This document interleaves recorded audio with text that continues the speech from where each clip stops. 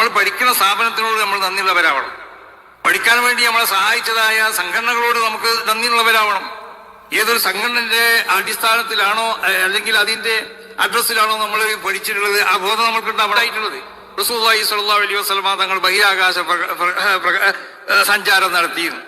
നമുക്ക് ഉറപ്പാണ് റസൂലുള്ളാഹി പോയത് റസൂലുള്ളാഹിന്റെ ആത്മാവ് മാത്രമല്ല, റസൂലുള്ളാഹിന്റെ ജസദും കൂടി പോയിട്ടുണ്ട് എന്നുള്ളത് നമ്മൾ വിശ്വസിക്കുന്നത്. അന്ന് വിശ്വസിക്കാൻ പലർക്കും മടിയുണ്ടായിരുന്നു. ആ വിശ്വാസത്തിൽ നിന്നാണ് മുജാഹിദ് പക്ഷത്തിനൊക്കെ ഉണ്ടായത്. റസൂലുള്ളാഹിന്റെ ആത്മാവ് പോകുമ്പോൾ നമ്മളൊക്കെ ആത്മാവ് എവിടെല്ലാം പോകുന്നുണ്ട്.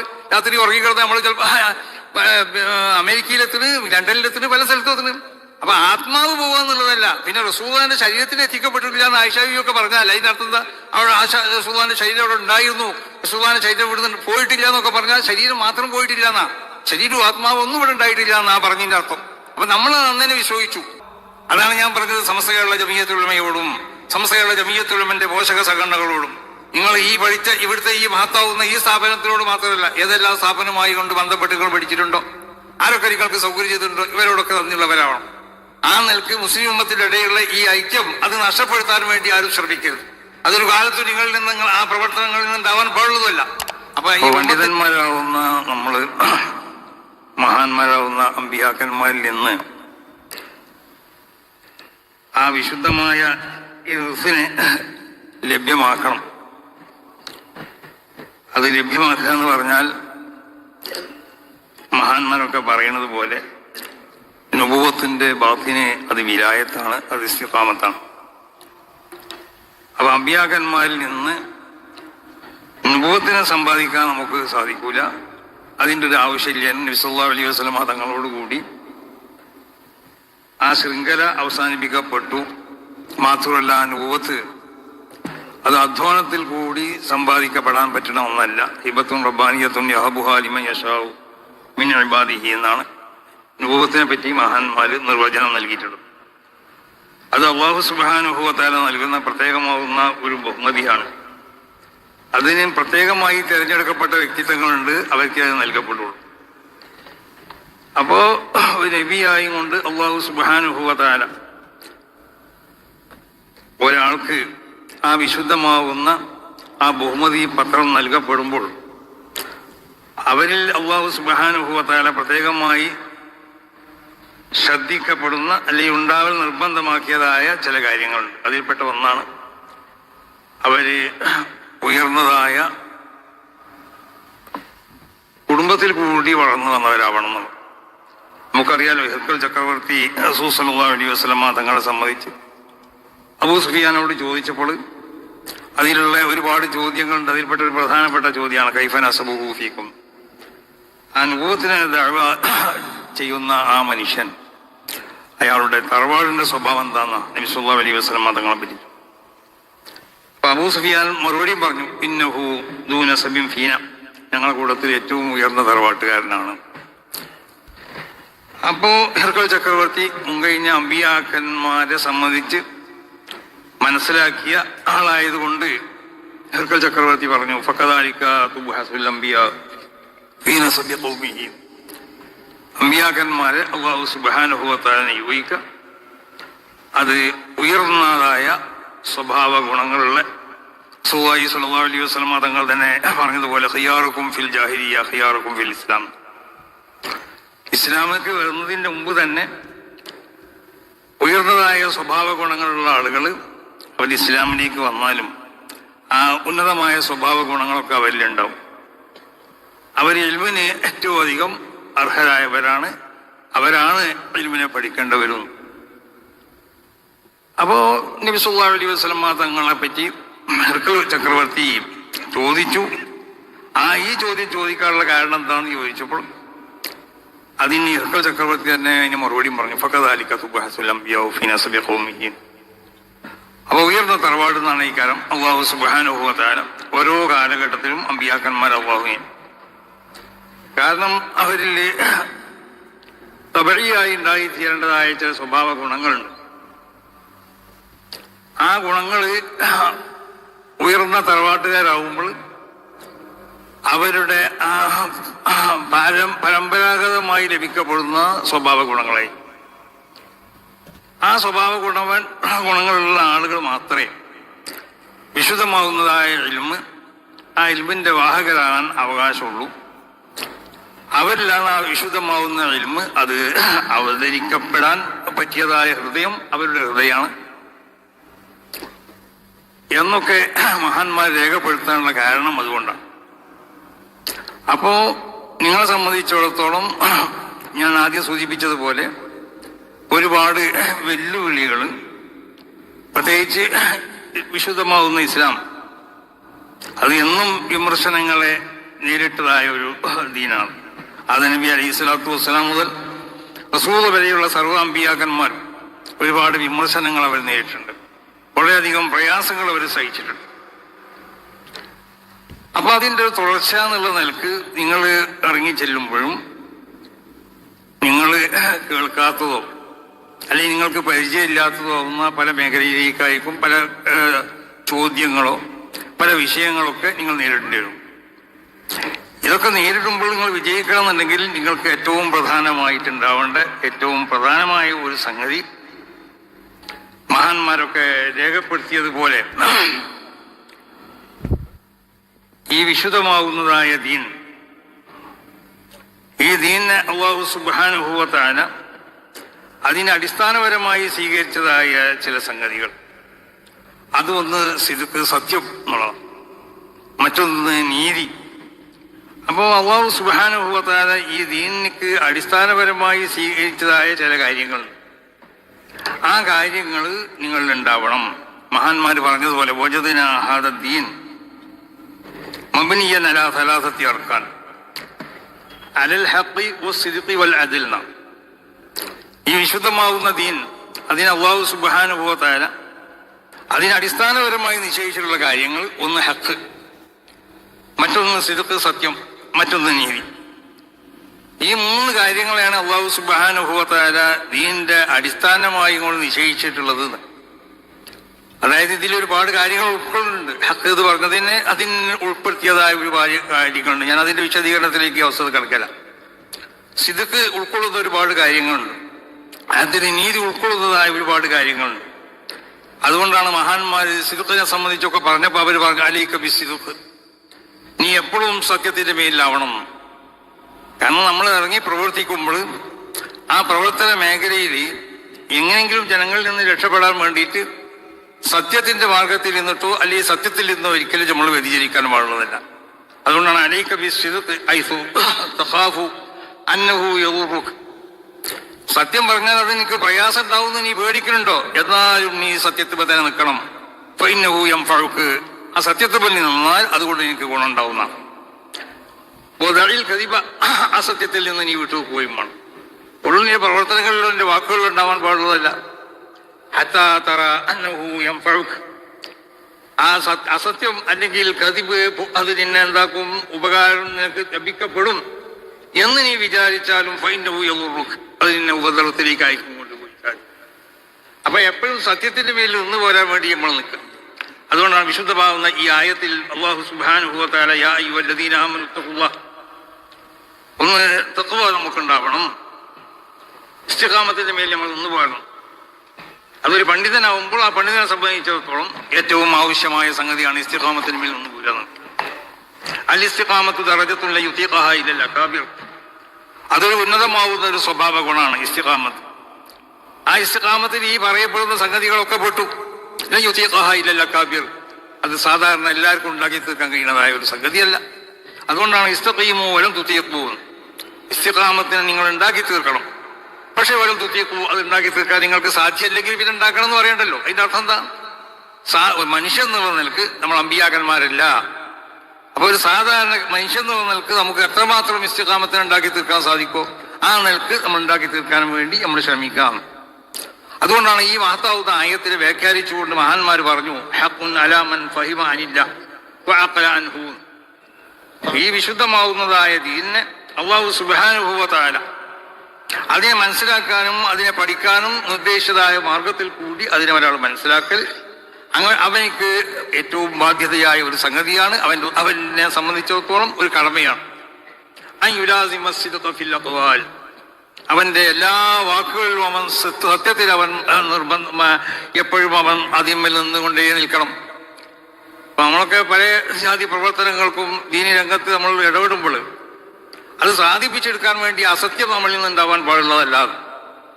അപ്പൊ നമ്മളെ വാക്കുകൾ എപ്പോഴും അത് സത്യമായ വാക്കുകളാവണം. സത്യം നമ്മൾ പറയാൻ പാടുള്ളൂ.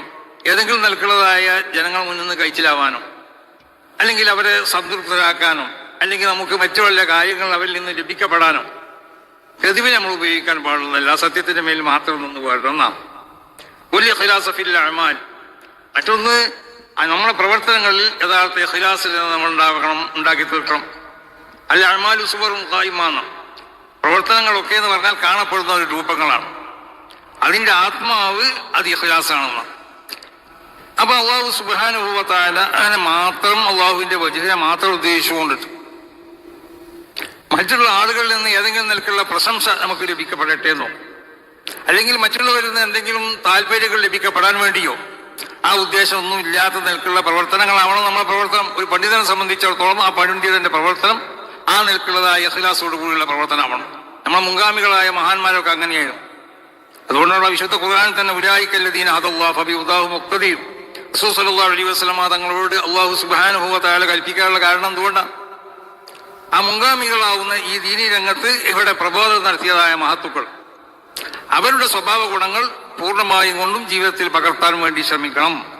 അതൊരു പ്രബോധനം എനിക്ക് ആവശ്യമാണ്. നമ്മളിപ്പോ ഒരു പ്രസ്ഥാനത്തിന്റെ പിന്നിലാണ് നേർന്നുകൊണ്ട് അല്ലെങ്കിൽ ഒരു പ്രത്യേകമാവുന്നതായ ഒരു സംവിധാനത്തിന്റെ പിന്നിൽ നിന്നുകൊണ്ട് നമ്മൾ പ്രവർത്തിക്കുമ്പോൾ ആ പ്രവർത്തനം നമുക്ക് വിജയിക്കപ്പെടുന്ന രൂപത്തിലാവണമെന്നുണ്ടെങ്കിൽ എന്ത് വേണം? അത് അതിന്റെ മുൻഗാമികളാവുന്ന മഹത്തുക്കൾ അവർ സ്വീകരിച്ചതായ ആ നിലപാടുകൾ, അവർക്കുള്ളതായ ആ സ്വഭാവ ഗുണങ്ങൾ അത് നമ്മൾ ഉണ്ടാക്കാൻ വേണ്ടി നമ്മൾ ശ്രമിക്കണം. അതാണ് ഇഖ്ലാസു ഫിൽ അഅ്മാൽ.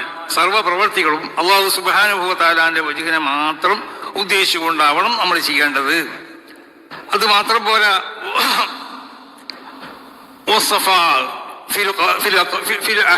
നമ്മുടെ ഓരോ നിമിഷങ്ങളിലും നമ്മുടെ ഓരോ ചലനങ്ങളിലും നമ്മൾക്ക് എന്തുണ്ടാവണം? വളരെ വിശുദ്ധമാവുന്നതായ സ്വഭാവ ഗുണങ്ങളെ നമ്മൾ സ്വീകരിച്ചു കൊണ്ടാവണം. ഈ നിലക്ക് പ്രവർത്തിച്ചാലേ അവനെ സംബന്ധിച്ചിടത്തോളം അവന്റെ പ്രവർത്തനം അവൻ വിജയിക്കും.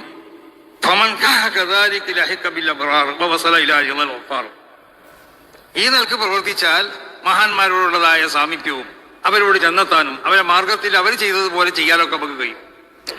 മാത്രമല്ല അല്ലാഹു സുബ്ഹാനഹു വ തആലാന്റെ തൃപ്തിയിലേക്ക് നമുക്ക് എത്തിച്ചേരാനും കഴിയും. അപ്പൊ നമ്മളെ സംബന്ധിച്ചിടത്തോളം നമ്മൾ ഭൗതികമാവുന്ന താല്പര്യങ്ങൾക്ക് വേണ്ടി ആവരുത് നമ്മുടെ ഈ ദീനിയാവുന്ന പ്രവർത്തനങ്ങളൊക്കെ. താല്പര്യങ്ങൾ സാധിപ്പിക്കപ്പെടും, സാധിപ്പിക്കപ്പെടാതിരിക്കണം. ഭൗതികമാവുന്ന സുഖ സൗകര്യങ്ങള് അത് നമ്മുടെ ലക്ഷ്യമല്ല. അത് വന്നുകൊണ്ടേയിരിക്കും. അങ്ങനെയല്ലേ ദുനിയാവിനെ സംബന്ധിച്ചിടത്തോളം? അങ്ങനെ അത് വരും ചെയ്യും, പോവുകയും ചെയ്യും.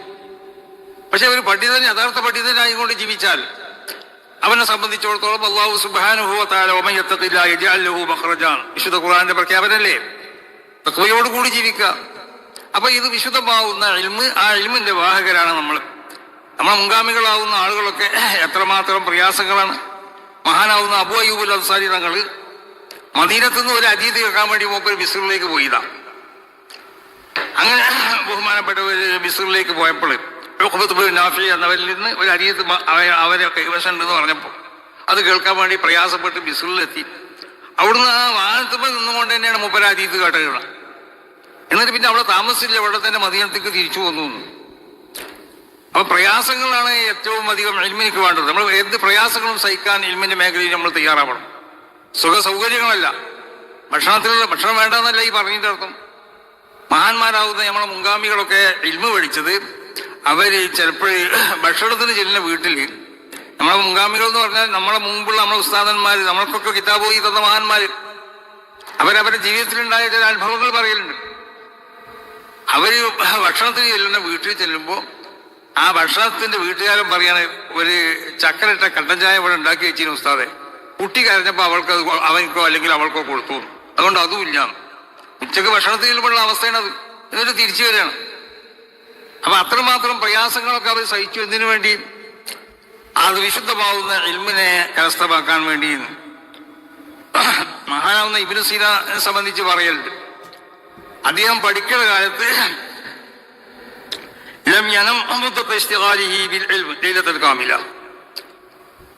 പഠിക്കുന്ന സമയത്ത് ഒരു പൂർണ്ണമായ രാത്രി മൂപ്പര് ഉറങ്ങിയിട്ടില്ല എന്ന, പകൽ മുഴുവനും മുത്താലയിലും മറ്റുമായിട്ട് അധ്വാനത്തിലായിരുന്നു. മഹാന്മാരാവുന്ന ആളുകൾ അവർ കിതാബോധി പഠിച്ചതിന്റെ കാലത്തിൽ മഹാനാവുന്ന ഇമാം നവവി തങ്ങൾ പോലുള്ളവരൊക്കെ വളരെയധികം പ്രയാസങ്ങൾ സഹിച്ചുകൊണ്ടാണ് ഭക്ഷണം ഇല്ലാത്ത ആളുകൾ തിന്നിട്ട് ഈത്തപ്പല കുരുവിന്റെ അതിലുള്ളതായ ആ പാട വലിച്ചു തിന്നുകൊണ്ടൊക്കെ ജീവിച്ചവരാണ്. അങ്ങനത്തെ ഒരു കാലഘട്ടം ഉണ്ടായിട്ടുണ്ട്. വിശുദ്ധമാവുന്ന ഇൽമിനെ അഭ്യസിക്കാൻ വേണ്ടിയിട്ട് അത്ര പ്രയാസങ്ങൾ സഹിച്ചവരാണ് അവരൊക്കെ. അപ്പൊ പ്രയാസങ്ങൾ സഹിക്കാൻ നമ്മൾ തയ്യാറാവണം. അതോടൊപ്പം ഇത് ആരിലേക്കെങ്കിലും കൊണ്ടുപോയി കൊടുക്കപ്പെടേണ്ട ഒന്നല്ല. മഹാന്മാർ പറയലുണ്ട് ഇല്ലാത്ത അപ്പൊ അത് സ്വഭാവ ഗുണങ്ങൾ നോക്കി വിശുദ്ധമാവുന്ന ഇൽമിനെ സ്വീകരിക്കപ്പെടാൻ പറ്റുന്നതായ ഹൃദയം, അതിനുള്ളതായ സ്വഭാവ ഗുണങ്ങൾ ഉണ്ടോ എന്ന് പരിശോധിച്ച് അങ്ങനത്തെവരെയാണ് നമ്മൾ എന്താക്കേണ്ടത്, ഈ രംഗത്ത് കൊണ്ടുവരുന്നത്. മറ്റുള്ളവർക്ക് അറിവ് പറഞ്ഞു കൊടുക്കേണ്ടതെന്നല്ല പറയുന്നത്. ആര്യമായി കൊണ്ട് വരേണ്ടവർ ആരാണ്? ഈ നിലക്കുള്ള സ്വഭാവ ഗുണം. അല്ലാഞ്ഞാൽ ഇൽമിനെ അവൻ ദുരുപയോഗപ്പെടുത്തും, യാതൊരു സംശയമില്ല. അതാണെന്ന് കണ്ടുകൊണ്ടിരിക്കുന്നത്, ഇൽമിനെ ദുരുപയോഗപ്പെടുത്താം. അപ്പൊ ഇൽമിനെ നമ്മൾ അള്ളാഹുവിന്റെ വജീന് വേണ്ടി പഠിക്കുക. വേറെ താല്പര്യങ്ങൾ അറിയുന്നതിന്റെ പിന്നിൽ നമ്മൾക്ക് ഉണ്ടാവേണ്ടത് ആ നിലക്ക് ഇൽമിനെ പഠിച്ചു കൊണ്ടിട്ട് ആ ഇൽമിനെ ജനങ്ങൾക്ക് എത്തിച്ചു കൊടുക്കാനും വേണ്ടി നമ്മൾ ശ്രമിക്കണം. നബി സല്ലല്ലാഹു അലൈഹി വസല്ലം തങ്ങൾ പറഞ്ഞു,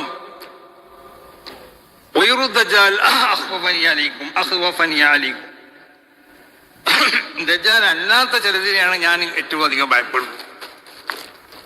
ദജ്ജാൽ ഇവിടെ വരും. ദജ്ജാൽ പല നിലക്കുള്ളതായ ഫിത്നകളും പല ദജ്ജാലുകളും വരുന്നല്ലേ. അങ്ങനെ ഓരോ കാലഘട്ടത്തിലും ഓരോ ദജ്ജാലികൾ ഉണ്ടാവും. അവസാനം വേറൊരു രൂപത്തിലുള്ള ദജ്ജാൽ വരും. അതൊക്കെ വരും. അപ്പൊ ദജ്ജാലിന്റെ അല്ല ഞാൻ നിങ്ങൾ പേടിക്കുന്നത് ഇതാണ്. എനിക്ക് ഏറ്റവും പേടി ദജ്ജാൽ അല്ലാത്തതിനെയാണ് എന്ന് പറഞ്ഞപ്പോൾ റസൂലുള്ളാഹിനോട് ചോദിച്ചു സഹാബത്ത്, അതെന്താ നബി അങ്ങനെ പറയാൻ കാരണം? ദജ്ജാലിനല്ല പേടിക്കുന്നത്, ദജ്ജാൽ അല്ലാത്തതിനെയാണ്. അപ്പൊ റസൂലുള്ളാഹി പറഞ്ഞ മറുപടി എന്താണെന്നറിയോ?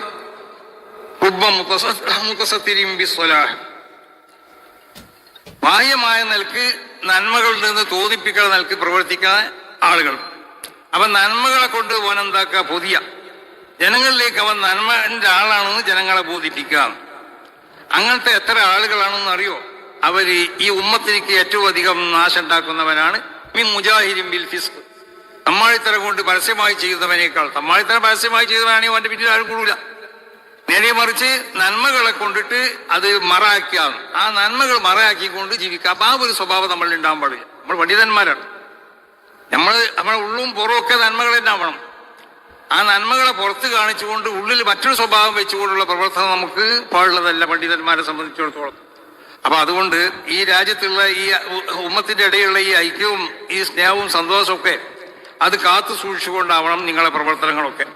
സമസ്ത കേരള ജമിയത്തുൽ ഉലമ എന്ന ഈ മഹത്താവുന്ന പ്രസ്ഥാനത്തിലേക്ക് അതിന്റെ നിങ്ങൾക്ക് പ്രവർത്തിക്കാൻ പറ്റുന്നതായ പല മേഖലകളുണ്ടാവും. അതിന്റെ നേതൃത്വ സ്ഥാനത്തേക്ക് നിങ്ങൾക്ക് വരാൻ കഴിയും.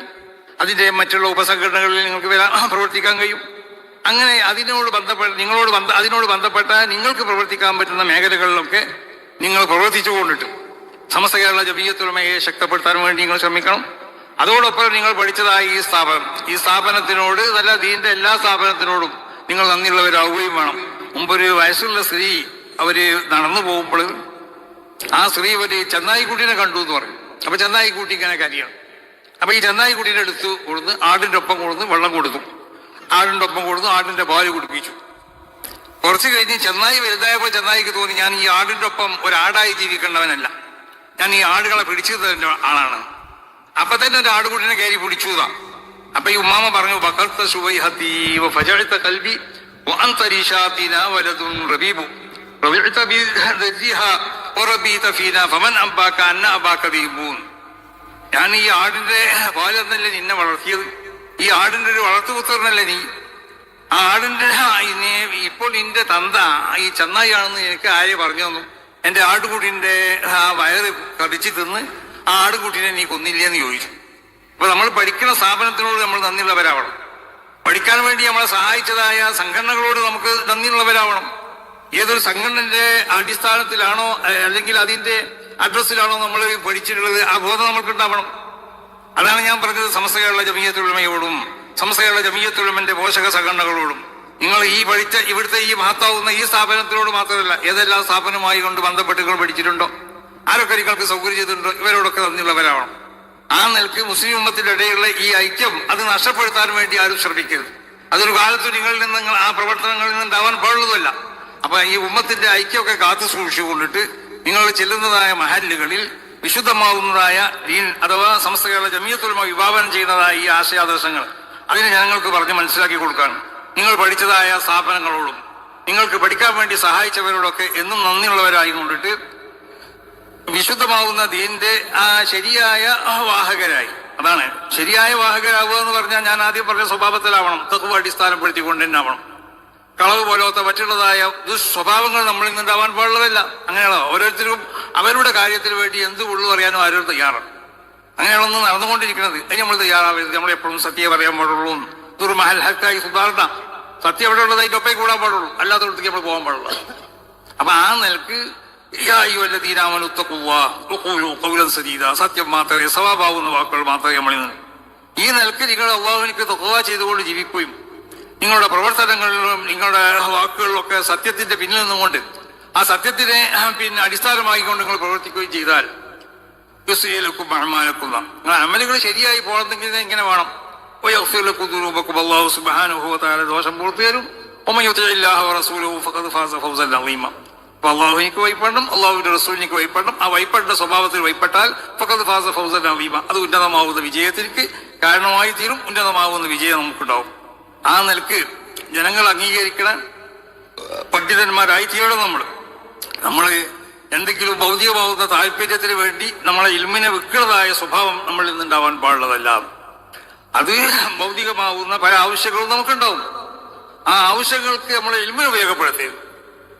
അപ്പൊ ഇൽമിനെ നിങ്ങൾ വിറ്റുകൊണ്ടിട്ട് അങ്ങനെ വന്നാൽ ഇതിന്റെ സ്വർഗത്തിന്റെ വാസന പോലും ആസ്വദിക്കാൻ കഴിയില്ല എന്നല്ലേ ഹദീസിൽ റസൂലുള്ളാഹി സ്വല്ലല്ലാഹു അലൈഹി വസല്ലമ തങ്ങൾ പഠിപ്പിച്ചിട്ടുള്ളത്. അപ്പൊ ആ നിലക്ക് നിങ്ങളിൽ നിന്നുണ്ടാവേണ്ട സ്വഭാവ ഗുണങ്ങൾ യഥാർത്ഥ ഒരു പണ്ഡിതനക്ക് ഉണ്ടാവേണ്ട സ്വഭാവ ഗുണങ്ങളാവണം.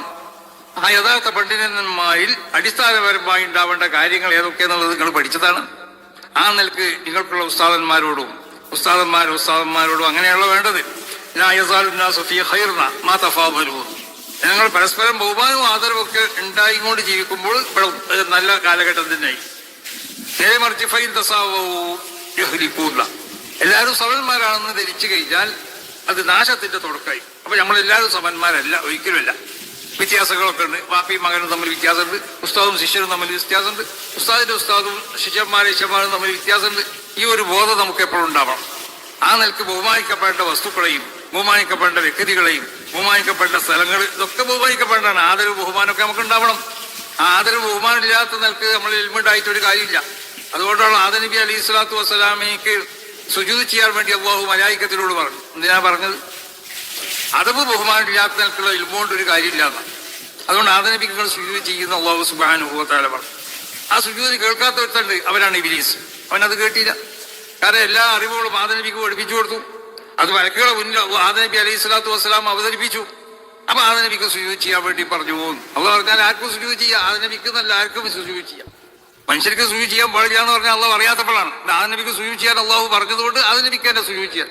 ഇവന് തോന്നിയത് ഒരു മോശമുള്ളൂ. കാരണം അവൻ പറഞ്ഞ ന്യായം എന്താ? ഖലഖ്തനീ മിൻ നാർന, ഞാൻ തീയിനാൽ സൃഷ്ടിക്കപ്പെട്ടവനാണ്. ഖലഖ്തഹു മിൻ തീൻ, അദ്ദേഹം മണ്ണിലാണ് സൃഷ്ടിക്കപ്പെട്ടവനാണ്. ആ മണ്ണും തീയും കൂടെ നോക്കുമ്പോൾ മണ്ണിനിക്കല്ല തീയിനിക്കാണ് ഏറ്റവും വലിയ പ്രാധാന്യം എന്ന് അവന്റെ യുക്തി കൊണ്ട് കണ്ടുപിടിച്ചു. പക്ഷെ അത് തെറ്റായിരുന്നു. കാരണം തീയിന്റെ സ്വഭാവം സാധനത്തെ നശിപ്പിക്കലാണ്. മണ്ണ് സാധനത്തിനെ ഉണ്ടാക്കി തീർക്കുകയാണ് മണ്ണ് ചെയ്യണത്. അപ്പൊ തീയിനേക്കാൾ വലുത് മണ്ണാണെന്ന് മനസ്സിലാക്കാൻ അവന് കഴിഞ്ഞില്ല. ആ നിലക്കുള്ള ഒരു തലച്ചോറായിരുന്നു അവനക്ക് ഉണ്ടായിരുന്നത്. അവൻ ആദം നബി അലൈഹി സ്വലാത്തു വസ്സലാം എനിക്ക് സുജൂദ് ചെയ്യില്ല. അപ്പൊ ബഹുമാനം ആദരവ് എപ്പോഴും ഉണ്ടാവണം. അത് ദീനിന്റെ അടിസ്ഥാനമാണ്. ദീനിന്റെ ഷിആറുകൾ പലതുണ്ട്. അത് സ്ഥലങ്ങൾ ദീനിന്റെ ഷിആറുകളാണ്. അങ്ങനല്ലേ? ചില സ്ഥലങ്ങൾ ദീനിന്റെ ഷിആറുകൾ അടയിക്കാറും അവിടെ ബഹുമാനിക്കാൻ വേണം. റസൂലുള്ളാഹി സ്വല്ലല്ലാഹു അലൈഹി വസല്ലം തങ്ങളും ജിബ്രീൽ അലൈഹി സ്വലാത്തു വസ്സലാം നടന്നു പോകുമ്പോൾ ബൈത്തുൽ റഹ്മിൽ എത്തിയപ്പോൾ റസൂലുള്ളാഹിനോട് പറഞ്ഞു ജിബ്രീൽ സല്ലല്ലാഹു റകഅത്ത്, ഇബ്രാഹിം 2 റകഅത്ത് നിസ്കരിക്കുക.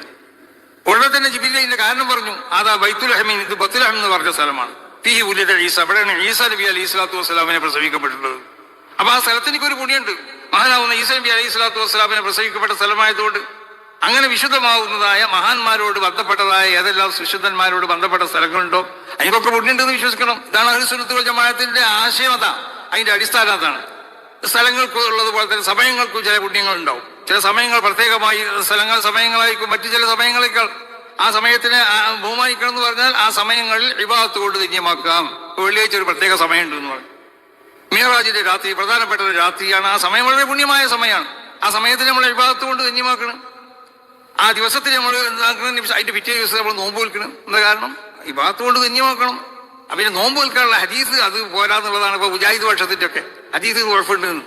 ഹദീസ് കൊണ്ടല്ല നമ്മൾ നോമ്പ് വിൽക്കുന്നത്. ഹദീസല്ലേ നമ്മൾ അതിന്റെ ദീന്റെ ഷിയാറുകൾ ആദരിക്കാം. എങ്ങനെ ദീന്റെ ഷിയാറുകൾ ആദരിക്കേണ്ടത്? അത് ഈ ഭാഗത്ത് കൊണ്ടാണ്.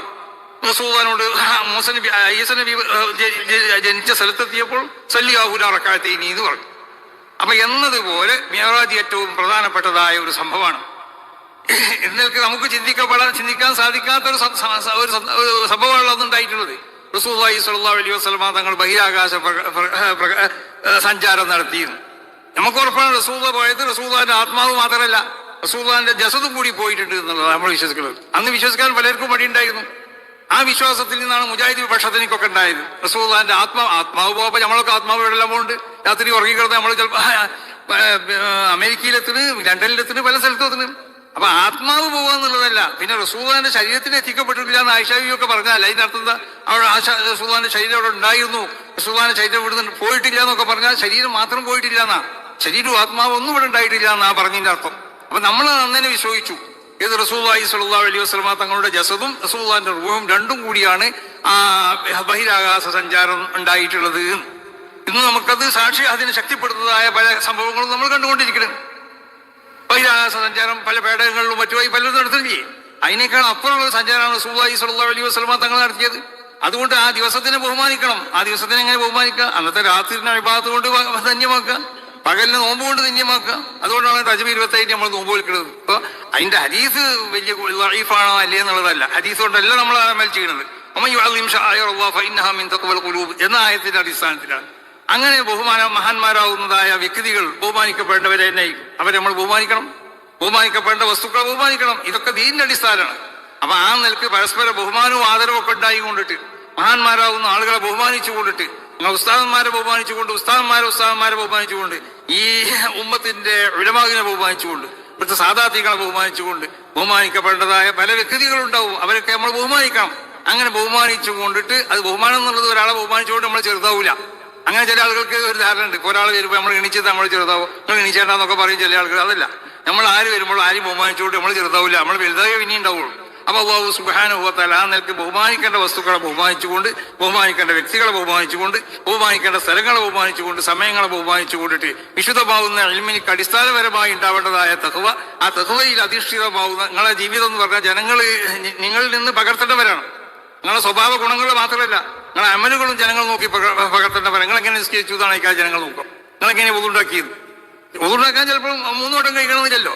പക്ഷെ നമ്മളെങ്ങനെ ചെയ്താൽ 3 വട്ടം തന്നെ കഴിക്കണം. കാരണം ജനങ്ങൾ നമ്മളെ കണ്ടു പഠിക്കുകയാണ്.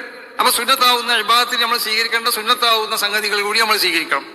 അതുപോലെ തന്നെ മുമ്പുള്ള സുന്നത്തുകൾ ശേഷ സുന്നത്തില്ലെങ്കിൽ അത് വേണ്ട, മുമ്പുള്ള ഇതൊക്കെ നിസ്കരിച്ചു കൊണ്ടിട്ട് നിസ്കാരത്തിൽ ചെല്ലുന്നതായ അദ്കാറുകൾ, ശേഷമുള്ള അദ്കാറുകൾ അതൊക്കെ പരിഗണിച്ചു കൊണ്ടിട്ട് നിങ്ങളുടെ ജീവിതം മറ്റുള്ളവർക്ക് പകർത്തപ്പെടാൻ പറ്റുന്ന, അവരുടെ ജീവിതത്തിൽ അവർക്ക് പകർത്തപ്പെടാൻ പറ്റുന്ന സ്വഭാവ ഗുണങ്ങളൊക്കെ ഉണ്ടാവണം. ആ നിലക്കുള്ളതായ ഉയർന്ന പണ്ഡിതന്മാരായി കൊണ്ടിട്ട് ഈ ദീനിനെ ഖിദ്മത്ത് ചെയ്യാൻ അല്ലാഹു സുബ്ഹാനഹു വ തആല നിങ്ങൾക്ക് തൗഫീഖ് ചെയ്യട്ടെ. നിങ്ങൾക്ക് ഖിദ്മത്തിൽ നമ്മളെല്ലാവരുടെ ഖിദ്മത്തിനെ അല്ലാഹു കബൂൽ ചെയ്യട്ടെ. സമസ്ത കേരള ജമിയത്തുൽ ഉലമയുടെ 100-ാം വാർഷികം ഈ വരുന്ന 2026 4 മുതൽ 8 വരെയുള്ള തീയതിയിൽ കുരിയിൽ വെച്ചുകൊണ്ട് നടക്കപ്പെടുകയാണ്. അപ്പൊ അതിനോട് എല്ലാവരും സഹകരിക്കാന്ന് പറഞ്ഞാൽ സഹകരിക്കാൻ പറ്റിയ ഓരോ സ്ഥാപനങ്ങളും ആ സ്ഥാപനങ്ങളിലുള്ള കുട്ടികൾക്കൊക്കെ അതിന് വേണ്ട സൗകര്യങ്ങൾ ഉണ്ടാക്കി കൊടുക്കുകയും വേണമെന്ന് പറഞ്ഞാൽ ബസ്സിൽ കൈ കൊടുക്കണം എന്നല്ല പറഞ്ഞതിന്റെ അർത്ഥം. അതിന്റെ മുമ്പായിട്ട് പരീക്ഷ ഒക്കെ കഴിക്കുക, ആ നിലക്ക് സൗകര്യങ്ങളൊക്കെ ഉണ്ടാക്കി കൊടുത്തുകൊണ്ട് എല്ലാവരും സഹകരിക്കണമെന്ന് എല്ലാവരെയും ഓർമ്മപ്പെടുത്തിക്കൊണ്ട് ഞാൻ ഈ വലിയ വാക്കുകൾ ഉപസംഹരിക്കുന്നു. അസ്സലാമു അലൈക്കും.